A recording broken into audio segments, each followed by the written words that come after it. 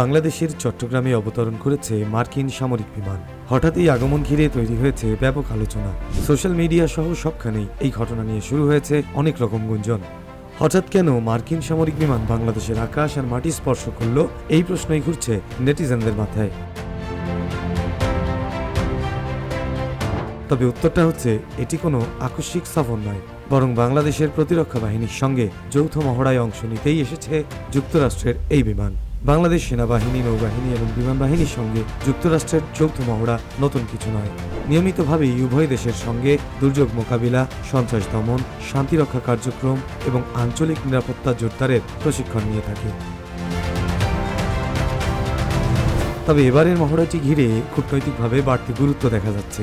বিশেষজ্ঞদের মতে দক্ষিণ এশিয়ার ভূ রাজনৈতিক বাস্তবতা, বিশেষ করে বঙ্গোপসাগরকে ঘিরে ক্রমবর্ধমান প্রতিযোগিতা এই মহড়াকে আরও তাৎপর্যপূর্ণ করে তুলেছে।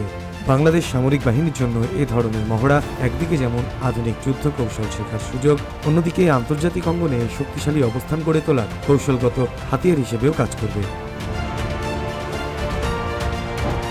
চট্টগ্রামে নামা মার্কিন সামরিক বিমানের সঙ্গে এসেছে উন্নত সামরিক প্রযুক্তি ও বিশেষজ্ঞ দল। তারা বাংলাদেশের সেনাদের সঙ্গে যৌথভাবে মহড়ায় অংশ নিচ্ছে। এতে আকাশ প্রতিরক্ষা থেকে শুরু করে নৌ সুরক্ষা ও সীমান্ত নিরাপত্তা বিষয়ে নানা প্রশিক্ষণ দেয়া হবে।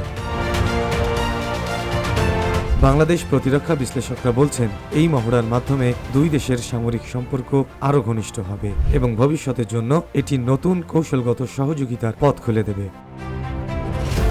তাই প্রশ্ন উঠছে, এটি কি শুধুই প্রশিক্ষণ, নাকি বাংলাদেশকে ঘিরে যুক্তরাষ্ট্রের দীর্ঘমেয়াদী নতুন কোনো কৌশল?